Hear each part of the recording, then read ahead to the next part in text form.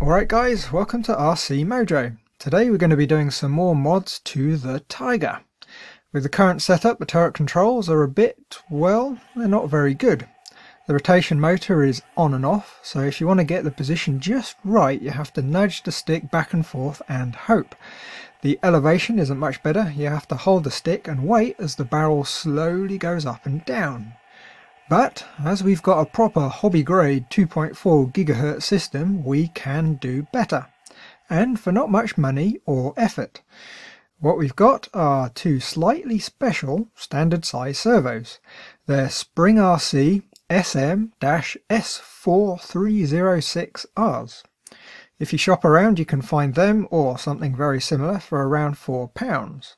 They come with the usual bag of arms and screws, but we're not going to be needing any of that.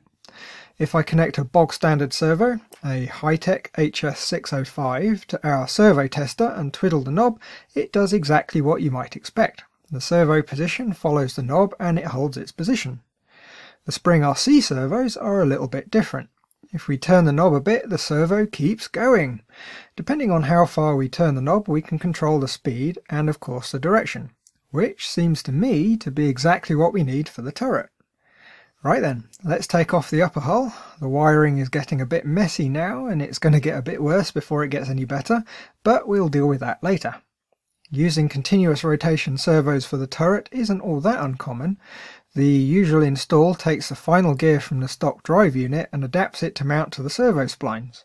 Then you have to fabricate a servo mount that lines up with the big gear while making sure the servo clears anything in the lower hull. I can't help thinking there's a better way. You see, all a servo like this is a motor, a gearbox and a little control board. If we take the 4 screws out the bottom and carefully pop the PCB out, what we have is a very simple analog speed controller connected to the servo motor. We can desolder the motor wires from the PCB, leaving us with a nice small motor controller. Unlike using a small ESC, the servo board doesn't require arming, doesn't have any strange brake functions to deal with, it just takes a pulse width from the receiver and drives the motor. Exactly what we need. It won't handle much current, so it's only good for small motors, but again, that's all we need. We're going to fit the board to the upper hull, so we need to roughly work out how long the motor wires want to be. Shorter the better, but for now I'll leave a little bit extra so we're sure we'll have enough when it comes to the final wiring tidying up. I'm going to take the gearbox off the hull, it's only 3 screws, and it will make it a bit easier to solder. We need to strip the wire ends and tin them. It wouldn't be a bad idea to add a bit of solder to the pads on the PCB too. The motor wires just solder directly to the pads, it doesn't matter which way round they go, swapping them will just reverse the direction. Okay, let's see what it does. Servo tester out again. We need the pulse width to be 1500 microseconds, which is the center position. Connect the board and the gearbox is slowly turning. Not a problem though. If you've ever taken apart a normal servo, you will have seen a potentiometer being turned by the output shaft. This is how a servo normally works out where it is. We don't have the mechanical feedback here, but we do have a little pot on the board. All we need to do is carefully adjust the pot until the motor stops. Roughly speaking, the servo board makes its own servo pulses just like the ones from the receiver. When the receiver pulses don't match the pulses the servo makes, the motor spins. You can of course take a standard servo and modify it to get the same effect, but I don't think you can beat just how nice and tidy this little setup is. Next, the elevation control, which isn't quite as simple as the rotation. For some reason the BB motor and the elevation motor share a common connection, so we can't just splice into the existing connector. We're going to need to take the turret apart. The big gear needs to come off, it's just held in with the 3 silver screws. Keep hold of the turret so it doesn't fall off, lift the turret out, flip it over and remove the 5 screws. Be careful as there's quite a strong spring inside that will want to spring the turret open. The BB system doesn't have any fixings, it just lifts out only tethered by the wiring, so be careful not to tug it and break something. The bit we want is the elevation gearbox. It's held in with 3 screws and it just lifts out. It's connected with 3 wires to the rest of the turret. The red wire that runs to the kill switch, the elevation motor and the BB motor is the common wire, and the white wire is the one that normally powers it. We need to do a little bit of rewiring. The back plastic piece that holds the wires in place needs to come off so we can route the wires. It's just held in with a single screw. Next we need to cut the two red and the white wire somewhere near the elevation motor and remove it.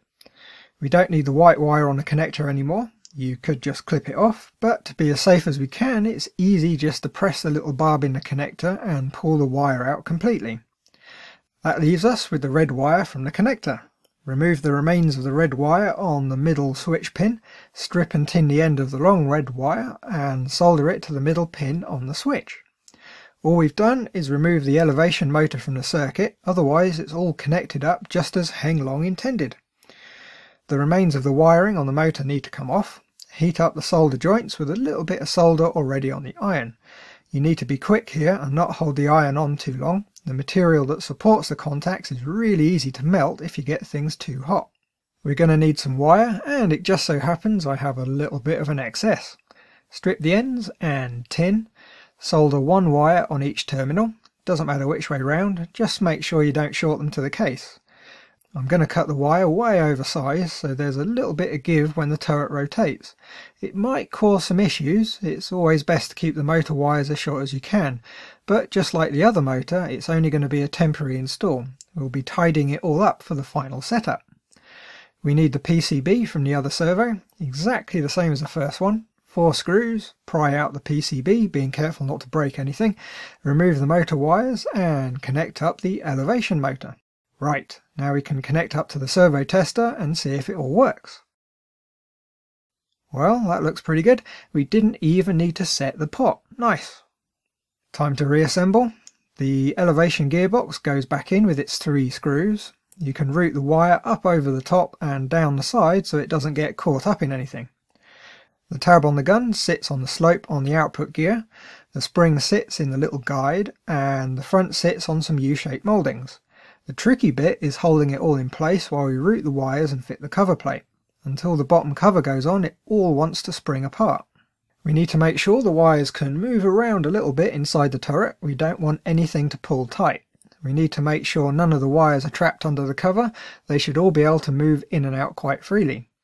While still holding it all together, refit the bottom cover and reinstall the 5 screws. When they're all in, you can relax. It will no longer spontaneously explode. Offer up the turret to the upper hull, pass the wires through the gear and refit the 3 silver screws. Refit the rotation gearbox with its 3 screws. With all that back together, we can do the fun bit, testing.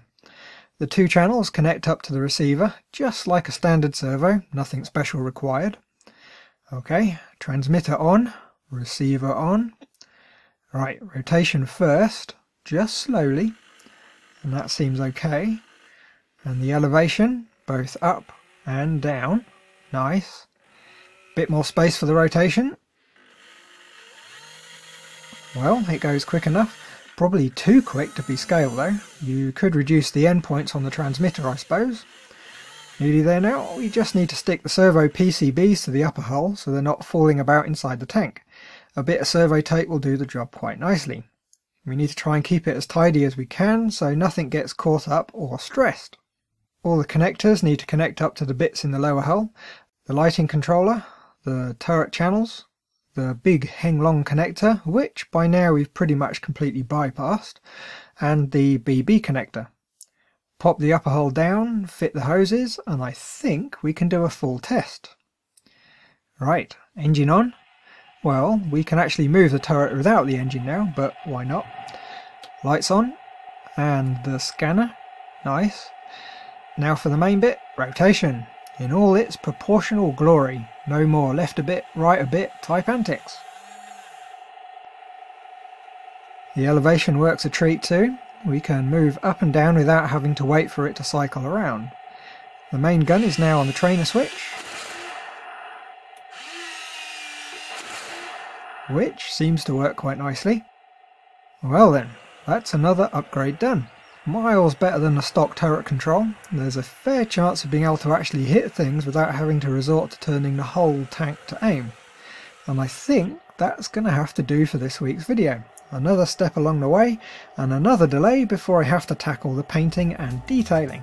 Anyway, thanks for watching, like if you liked, and if you're not already, don't forget to subscribe.